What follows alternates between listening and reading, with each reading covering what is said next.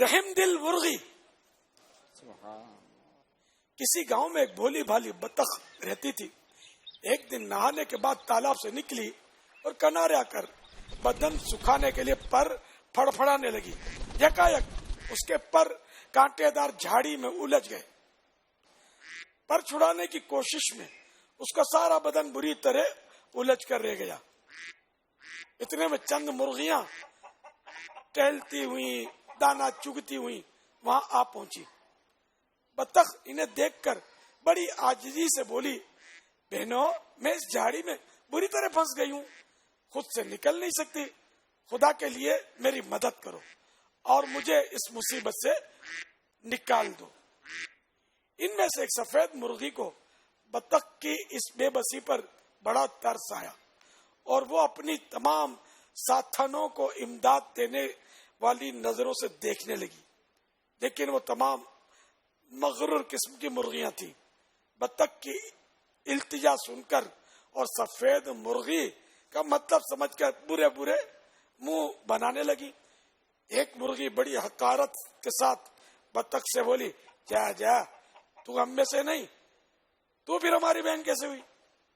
دوسری بڑے غرور سے بولی, بے وقوف کہیں کی, خواہ مخواہ میں آوازیں دی, ہمارا سارا مزہ کرکرا کر دیا, موڈ خراب کر دیا.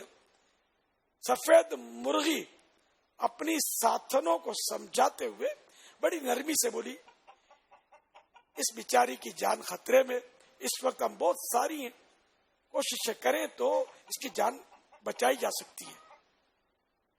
ایک مرغی بولی, یہ نہ اپنی برادری کی ہے نہ اس سے ہماری کوئی جان پہچان ہے, بھلا اس کی مدد کر کے ہمیں کیا ملے گا؟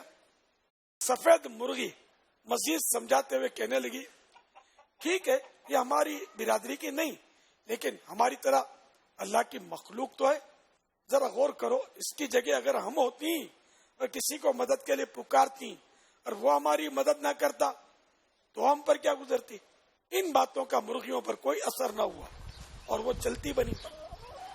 انہیں جاتا دیکھ کر سفید مرغی دوڑتی ہوئی بطخ کے پاس آئی, کچھ ڈھارس دی اور چونچ اور پنجے دبا کر اسے آزاد کرنے کی کوشش کرنے لگی.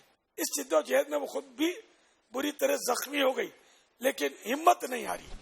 بالآخر بطخ کو آزاد کروانے میں کامیاب ہو گئی. بطخ نے پہلے خدا کا اور پھر مرغی کا شکریہ ادا کیا.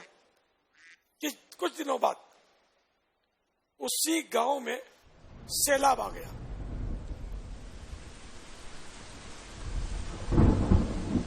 تو سارے گاؤں میں افراتفری مچ گئی.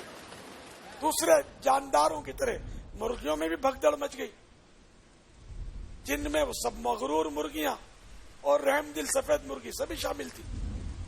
جان بچانے کا کوئی راستہ نظر نہیں آ رہا تھا.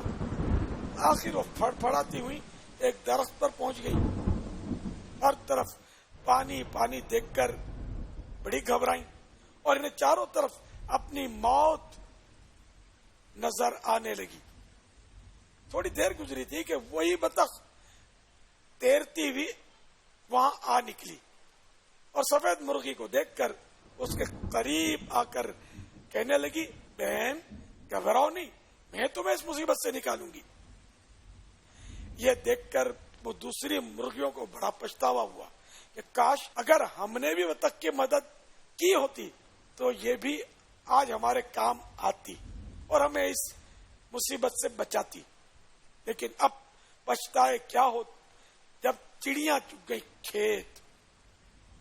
مرغیاں یہ سوچ سوچ کر مایوسی میں ڈوبتی جا رہی تھی کہ بطخ نے کمال کر دیا اور مرغیوں کے ناروا سلوک